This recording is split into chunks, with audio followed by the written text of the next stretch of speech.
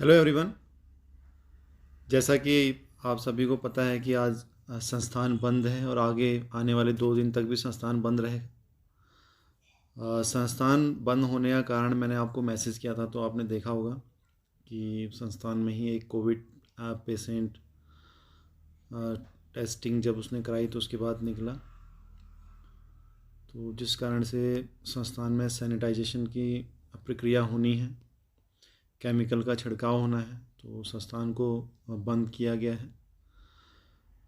तो आज एक ऑनलाइन क्लास की रिहर्सल मैं आपको करवाना चाह रहा हूँ कि अगर फ्यूचर में इसी प्रकार से अगर लॉकडाउन की परिस्थितियाँ बनी रहती हैं या फिर संस्थान बंद रहता है, तो उस पीरियड को हम अपनी ट्रेनिंग में कैसे इम्प्लीमेंट कर सकते हैं, कैसे हम ऑनलाइन जो क्लासें हैं उन्हें चलाकर अपना जो सलेबस है, पाठ्यक्रम है, उसको पूरा कर सकते हैं। तो उसके बारे में मैं आज आपको बताऊंगा।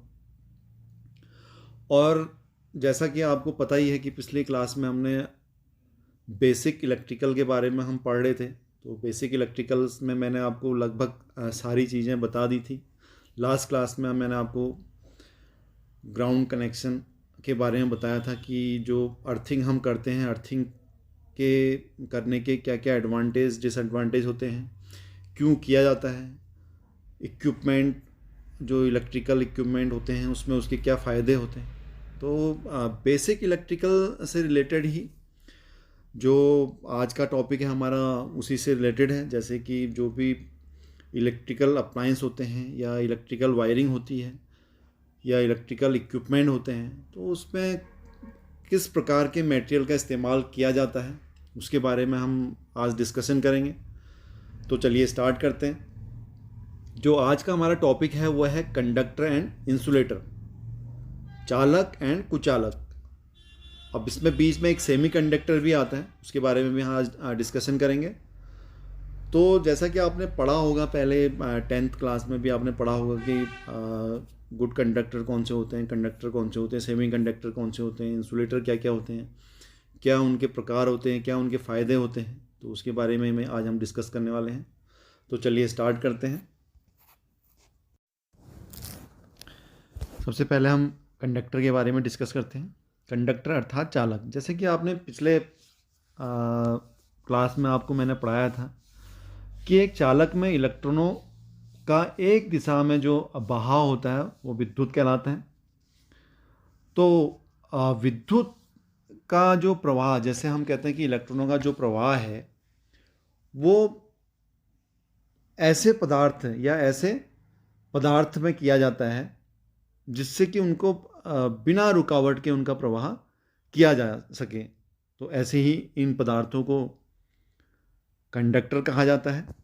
जैसे कि इसकी डेफिनेशन आप यहाँ पर देख रहे हैं।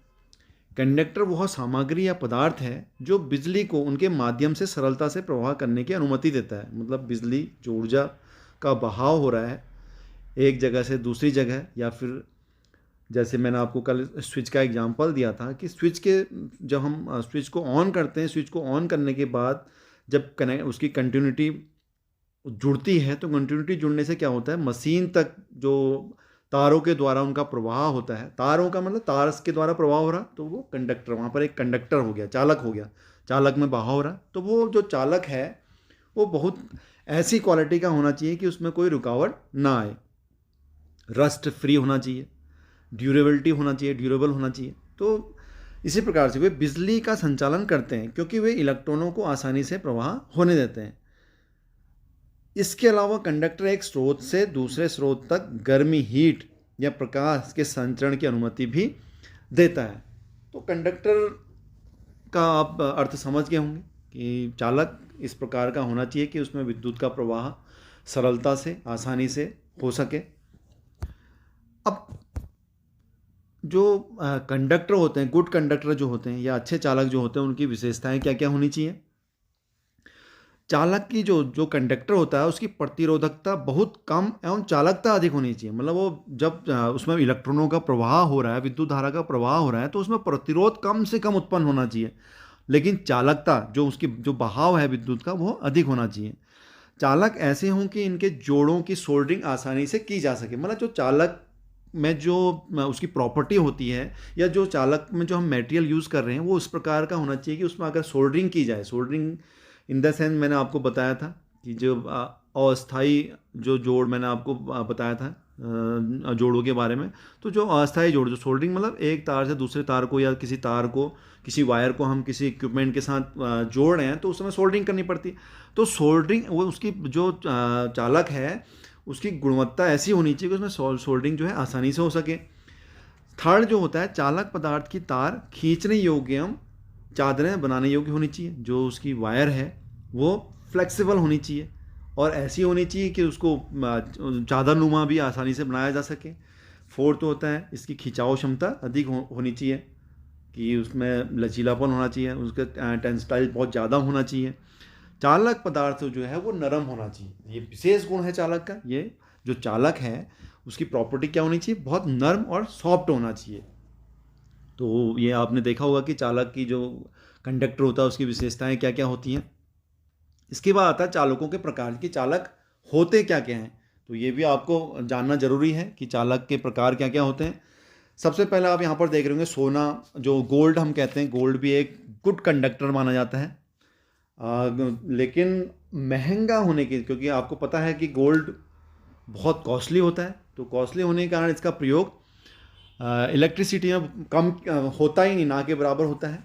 दूसरा जो गोल्ड होता है, गोल्ड की जो चालकता होती है, सोने की जो चालकता होती है वो 99% होता है, मतलब उसमें विद्युत का जो प्रवाह होता है वो सबसे अधिक उसमें चालकता होती है गोल्ड में। लेकिन महंगा होने के कारण इसका प्रयोग कम होता है। सेकंड आता है सिल्वर। सिल्वर मीन्स चांदी। अब चांदी की अगर हम चालकता की बात करें तो चांदी की जो चालकता है वो है 98%। चांदी की जो चालकता है वो 98% होती है। लेकिन जो चांदी है ये सोने से थोड़ा सस्ती होती है। तो जो इलेक्ट्रिकल इक्विपमेंट होते हैं, कई जगहों पर अगर हम कहें कि जो स्टार्टर होते हैं, स्टार्टर के जो कॉन्टैक्ट होते हैं, जो कॉन्टैक्ट्स होते हैं, उनको बनाने के लिए सिल्वर का प्रयोग किया जाता है। और मैंने आपको बता चुका हूँ कि ये विद्युत का एक अच्छा चालक भी है और इसका प्रयोग जो है वो विद्युत यंत्र में कई कई जगहों पर इसका प्रयोग किया जाता है। जैसे मैंने अभी आपको बताया कि स्टार्टरों के कॉन्टैक्ट पॉइंट बनाने के लिए इसका प्रयोग किया जाता है। इसके बाद जो आता है तांबा, कॉपर, ये सबसे ज़्यादा इसका प्रयोग जो होता है सबसे ज़्यादा किया जाता है इलेक्ट्रिकल में। और जो इसकी चालकता होती है वो 90% होती है। जो इसकी चालकता होती है 90% होती है और सबसे अधिक प्रयोग में तांबा ही, आपने देखा होगा कोई भी वायर है तो कॉपर का वायर प्रयोग किया जाता है। और तांबा जो होता है वो नरम भी होता है, एक सॉफ्ट धातु भी होती है। तो जो चालक का गुण है वो होना भी चाहिए नरम। और जो इसकी तारें और चादरें होती हैं आसानी से बनाई जा सकती हैं। दूसरा ये इसका जो एक एडवांटेज है, ये सस्ता भी होता है, चांदी से भी सस्ता होता है। और इसका सस्ता होने के कारण ही इसका प्रयोग बहुत ज़्यादा होता है। इसका प्रयोग जो होता है केबलों में, ओवरहेड लाइनें, वाइंडिंग वायर, अर्थ इलेक्ट्रोड। मैंने कल आपको बताया था कि जब हम अर्थिंग करते हैं तो अर्थिंग करने के लिए एक नीचे प्लेट या रॉड डाली जाती है, इसको अर्थिंग इलेक्ट्रोड बोला जाता है। इसके लिए भी उसका प्रयोग किया जाता है क्योंकि रस्ट नहीं लगता है, इसमें गलता कम है, हल्का होता है। तो इस प्रकार से कॉपर का प्रयोग किया जाता है और तारे वारे बनाने में भी कॉपर का प्रयोग किया जाता है। इसके बाद जो नेक्स्ट आता है वो आता है एल्यूमिनियम। एल्यूमिनियम जो है वो भी काफ़ी सस्ता होता है, हल्का भी होता है वजन में, और इसका जो प्रयोग होता है अधिक किया जाता है। लेकिन कहीं कहीं जगहों पर, जैसे आपने देखा होगा कि अगर हम कहें कि तांबा, अगर हमारे को कॉपर के अलावा कोई ऑप्शन अगर हमारे पास है तो वो एल्यूमिनियम है। तो एल्यूमिनियम का प्रयोग भी हम कर सकते हैं। और एल्यूमिनियम का जो गुणवत्ता, जो इसकी चालकता की हम बात करें तो चालकता जो इसकी होती है 60% होती है। अभी मैंने आपको बताया कि कॉपर की जो चालकता होती है, कॉपर इससे थोड़ा सा ज़्यादा होती है उसकी चालकता, 90% मैंने आपको बताया था। एल्यूमिनियम कहाँ 60% पे एल्यूमिनियम की चालकता होती है। ये वजन में बहुत हल्का भी होता है। दूसरा आपने देखा होगा जो बिजली की वायरें होती हैं, जो पोलों में बाहर लगी रहती हैं, ओवरहेड वायर जो होती हैं, वहाँ पर इसका प्रयोग बहुत किया जाता है। और जो एल्यूमिनियम है ये सॉफ्ट भी होता है।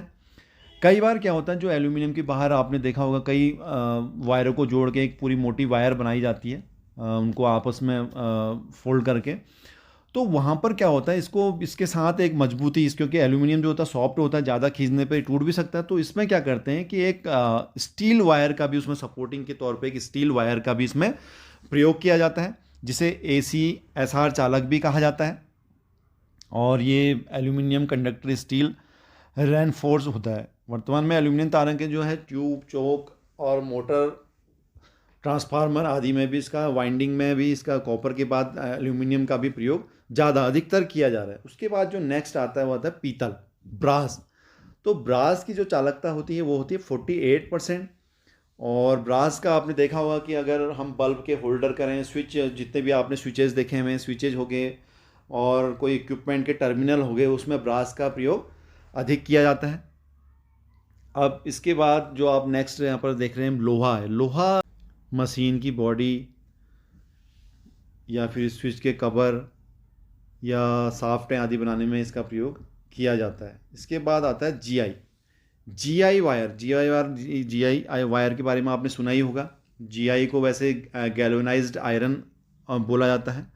इसका जो प्रयोग होता है, लोहे के ऊपर गैल्वेनाइज करके जस्ते की परत चढ़ा दी जाती है, जिससे कि उसमें रस्टिंग नहीं लगती है। उसके बाद जो नेक्स्ट आता है होता है टिन आता है। इस प्रकार के चालक पर जंग नहीं लगता है। इसका जो मेल्टिंग, जो गलनांक पॉइंट कम होने के कारण यह शीघ्र पिघल जाता है। इसका प्रयोग कई जगहों पर किया जाता है, जैसे तांबे के तारों की टिनिंग करने में किया जाता है, सोल्डर बनाने में किया जाता है, या फ्यूज़ की जो वायर है उसमें बनाने में इसका प्रयोग किया जाता है। उसके बाद आता है सीसा, लेड जिसको बुलाता है। लेड का गलनांक जो होता है वो अधिक होता है, इस पर रासायनिक पदार्थों का असर कम होता है। इसका प्रयोग केबलों में किया जाता है, जिन्हें लेड या फिर सीथर्ड केबल कहते हैं। सोल्डर बनाने में इसका प्रयोग भी किया जाता है। या फिर जो फ्यूज़ होते हैं, फ्यूज़ आपने देखा होगा, फ्यूज़ बनाने में भी इसका, जो फ्यूज़ के अंदर वायर होती है, गलनांक अधिक होने के कारण इसका भी प्रयोग वहाँ पर फ्यूज़ों में भी किया जाता है। नेक्स्ट जो आता है जस्ता, यह विद्युत का एक अच्छा चालक होता है। यह सेल जो ड्राई कंटेनर बनाने के काम आता है। लोहे को जंग से बचाने के लिए जस्ते की एक लेयर भी उसमें कई बार चढ़ा दी जाती है। नेक्स्ट आता है टंगस्टन। टंगस्टन आपने देखा होगा, जो ट्यूबलाइट होती है, बल्ब होती है, जो उनका फिलामेंट होता है वो टंगस्टन का बनाया जाता है। और जो चुंबक बनाने वाले स्टील होते हैं उसमें भी इसका प्रयोग किया जाता है। हाई स्पीड स्टील बनाने में भी टंगस्टन का प्रयोग किया जाता है। तो ये चालकों के प्रकार थे जो कि आपको समझ में आया होगा। इसके बाद आता है नेक्स्ट सेमीकंडक्टर, जिसको अर्धचालक कहते हैं। अर्धचालक वे पदार्थ होते हैं जिनकी प्रतिरोधकता चालक से अधिक एवं कुचालक से कम होती है। मतलब बीच वाला ये हम कह सकते हैं एक चालक होता है। ये धारा में बहुत अधिक प्रतिरोध उत्पन्न करता है, इसलिए इनका जो धारा में, मतलब अगर विद्युत धारा का प्रवाह हो रहा है, इलेक्ट्रॉनों का प्रवाह हो रहा है, तो वहाँ पर प्रतिरोध उत्पन्न करता ज़्यादा करता है, इसलिए इनका प्रयोग कम होता है। लेकिन सेमीकंडक्टर का भी प्रयोग कई जगहों पर किया जाता है जहाँ पर हमें इसकी आवश्यकता होती है। और अगर हम सेमीकंडक्टर के एग्जांपल दें तो इसमें यूरो का होता है, जर्मन सिल्वर होता है, मैग्नीज, प्लेटिनोनाइड होता है, नाइक्रोन, कार्बन, कैथल, ये सब क्या होते हैं, ये अर्धचालक या सेमीकंडक्टर होते हैं। इसके बाद आता है नेक्स्ट इंसुलेटर, या फिर हम कहते हैं इसको कुचालक। कुचालक क्या होता है? ये पदार्थ जो अपने अंदर से इलेक्ट्रॉनों को बहाव नहीं होने देते हैं, जिनमें इलेक्ट्रॉनों का या बिजली का बहाव नहीं होता है, उनको कुचालक या इंसुलेटर कहते हैं। विद्युत के अच्छे कुचालक इनको माना जाता है। इलेक्ट्रॉनिक सिद्धांत के अनुसार इस प्रकार के पदार्थ जिनके परमाणु में बाहरी परतों में स्वतंत्र इलेक्ट्रॉन नहीं होते, वे विद्युत के अच्छे इंसुलेटर या कुचालक होते हैं। विद्युत के अच्छे कुचालक क्या होते हैं? रबर, उसके बाद asbestos, mica, porcelain, PVC, empire cloth आदि ये होते हैं, ये कुचालक होते हैं जिनको इंसुलेशन के लिए, मतलब अगर हम इलेक्ट्रिकल में कहें कि इनका कुचालक का प्रयोग कहाँ पर होता है, इंसुलेशन करने के लिए। जहाँ पर विद्युत का प्रवाह हमें नहीं करना होता है, इलेक्ट्रॉनों का प्रवाह नहीं करना होता है, वहाँ पर इनका प्रयोग किया जाता है। अधिकतर इनका इंसुलेशन के लिए ही प्रयोग किया जाता है। अब जैसे सबसे पहले मैंने आपको रबड़ बताया था, तो रबड़ जो होता है, एक रबड़ को सख्त बनाने के लिए सबसे पहले तो इसमें गंधक या जिंक का ऑक्साइड मिलाया जाता है। और दूसरा, रबर को VIR, वल्केनाइज्ड इंडियन रबड़ भी कहते हैं। इसमें बैटरी के जो कंटेनर होते हैं, जो बैटरी के जो बॉक्स होते हैं, तो रबर में क्या होता है, रबर में गंधक का और जिंक ऑक्साइड मिलाने से रबर को थोड़ा हार्ड करके वो कंटेनर उसके बनाए जाते हैं। उसके बाद जो दूसरा होता है वो है एस्बेस्टस। एस्बेस्टस जो होता है ये सीट बनाने का काम आता है। जैसे हमें कई बार आपने देखा होगा जो प्रेस होती है, प्रेस इलेक्ट्रिकल प्रेस होती है, वहाँ पर भी एस्बेस्टस का इस्तेमाल किया जाता है। तो एस्बेस्टस भी एक अच्छा कुचालक होता है, इंसुलेटर का काम करता है। और विद्युत प्रेस, ओवन, विद्युत केतली जो आपने देखी हुई, विद्युत केटल जो होती है, और सर्किट ब्रेकर जो फ्यूज या आदि होते हैं, आर्क चैम्बर बनाने का काम इसका प्रयोग किया जाता है। उसके बाद एस्बेस्टस के बाद आता है माइका, जिसको माइका को जिससे इसको अभ्रक भी बोला जाता है। अभ्रक आपने सुना होगा नाम। यह विद्युत का अच्छा कुचालक होता है। इसकी जो परावैद्युत सामर्थ्य होती है वो उच्च होती है, बहुत हाई होती है। इस प्रकार इसमें नमी व अग्नि का बहुत कम प्रभाव पड़ता है। अगर इसको कहीं गर्म जगहों पर भी अगर इसका प्रयोग करा जाए तो ये गलता नहीं है, तो इसका प्रभाव नहीं पड़ता है। लगभग 600-700 डिग्री टेम्परेचर तक भी ये नरम पड़ना शुरू हो जाता है। अगर 600 डिग्री से 700 डिग्री टेम्परेचर से ऊपर अगर कहीं इसका टेम्परेचर बढ़ा दिया जाए इतना, तो वहाँ पर ये थोड़ा नरम हो जाता है। नहीं तो ये अपनी प्रॉपर्टीज़ की वैसी ही की वैसी रहती है। इसका उपयोग जो इलेक्ट्रिकल जो प्रेसें होती हैं या कम्यूटेटर सेगमेंट होते हैं वहाँ पर, या कंडेंसरों में इसका प्रयोग किया जाता है, जहाँ पर इंसुलेशन के लिए इसको प्रयोग किया जाता है। उसके बाद आता है पोर्सलिन। पोर्सलिन जो होता है ये चीनी मिट्टी जैसा होता है। जैसा आपने देखा होगा स्पार्क प्लग, जैसे देखा है स्पार्क प्लग में जो पीछे वाइट कलर का जो होता है वो पोर्सलिन होता है।